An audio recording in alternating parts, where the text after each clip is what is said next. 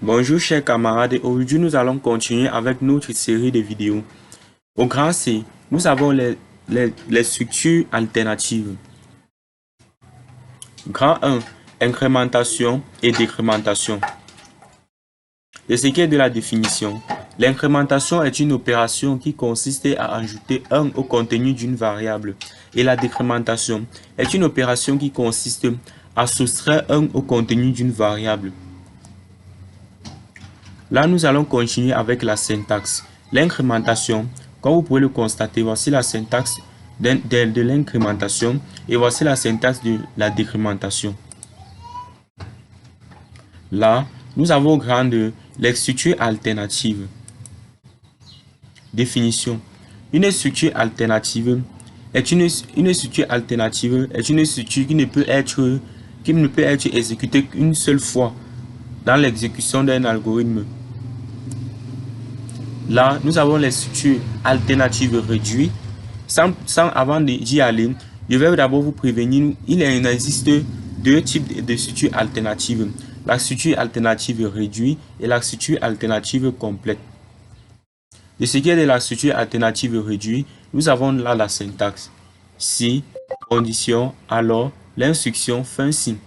Là, si la condition est valide, alors l'instruction est exécutée.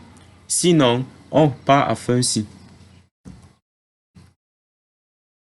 Et dans la structure alternative complète, nous avons comme syntaxe si, condition, alors, l'instruction 1, sinon l'instruction 2 est exécutée. Avant de finir la vidéo, nous allons aller sur notre téléphone pour essayer de tester ces instructions. Là, nous commençons par la structure alternative réduite. Maintenant, nous sommes sur notre téléphone. Nous pouvons là venir. Nous écrivons algorithme. Commençons toujours par l'algorithme. Et là, nous allons mettre un titre. Nous mettons test. Test. Nous finissons toujours par un point virgule. Nous allons déclarer une variable. Nous prenons une variable A de type entier. Sans toutefois oublier notre point virgule. Là, nous écrivons début. D'où ici, nous allons mettre nos instructions. Ici, l'utilisateur doit entrer la valeur A. Nous allons mettre écrit. Là, nous mettons la parenthèse. Et ici, nous allons écrire entrer un chiffre.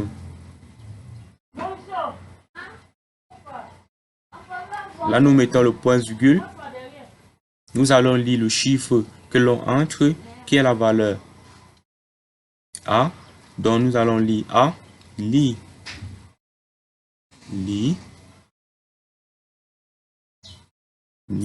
A. Ici, nous allons continuer par mettre notre point virgule. Et là, nous retournons notre valeur si une condition est vérifiée. Donc, nous allons dire si la valeur que l'utilisateur a entrée est soit supérieure à, disons, 4, alors, si la valeur que l'on a entrée est supérieure à 4, alors, l'on afficher.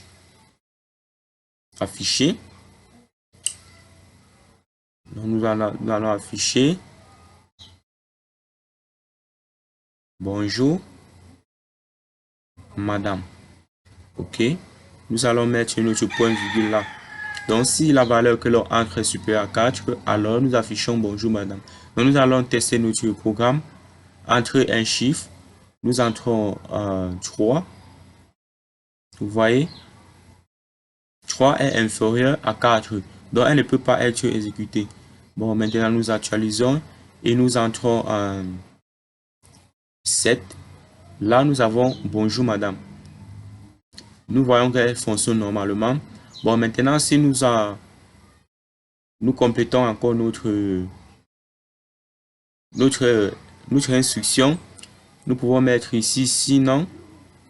Si nous mettons là sinon,